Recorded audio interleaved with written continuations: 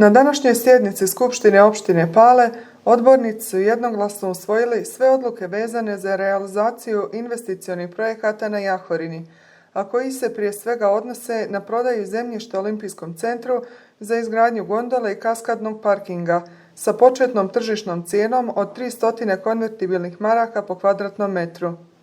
Načelnik opštine Pale Boško Jugović objasnio je da je ovim odlukama realizacija investicionih projekata na Jahorini određena kao poseban interes za opštinu Pale, te zahvalio odbornicima na podršci u razvoju olimpijske ljepotice.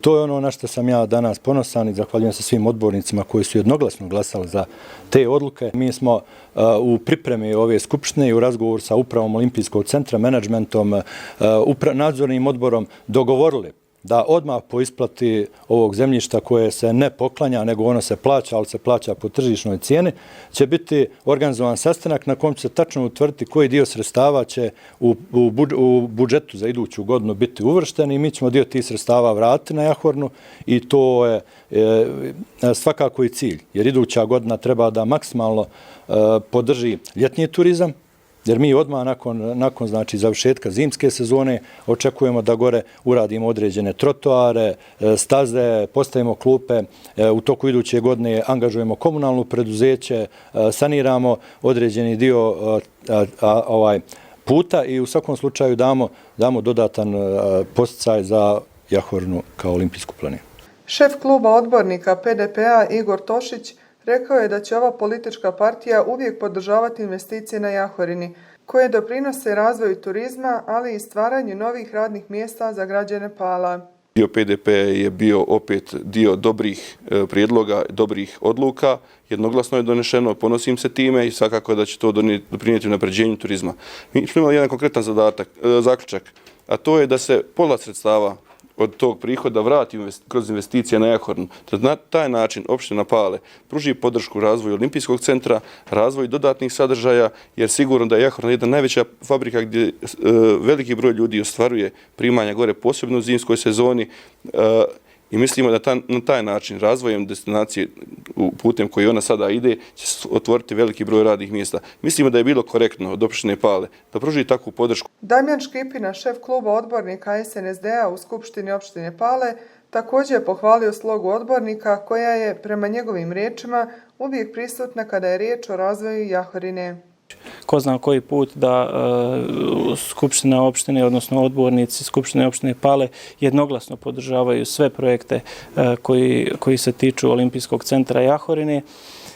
Smatram da će to tako biti i u buduće.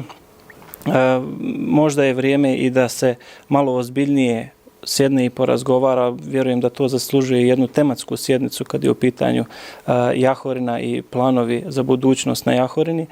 Svi akteri koji učestvuju u izgradnji Jahorine, a prije svega mislim na ove koji učestvuju u infrastrukturi Jahorine, elektrodistribucija, vodovod, komunalno, putevi, šume i tako dalje, trebaju sjesti za jedan sto, donijeti jasne kriterijume, jasne pravce kako u budućnosti treba da izgleda sve ovo što se dešava na Jahorini. Naravno, dešavaju se pozitivne i dobre stvari od kojih i opština Pale i cijel region imaju dosta koristi, ali moramo malo razmišljati i o budućnosti, o djeci, o ekologiji, o vodi i tako dalje.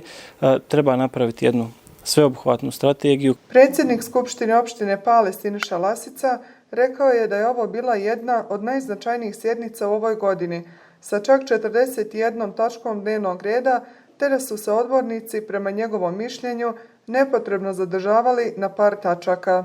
Mnogo se fokusiralo na ulog elektronskih medija, što je meni kao lokalnom političaru i predsjedniku Skupštine i predsjedniku NDP-a nije neka velika priča da kupimo tu sitne političke poene.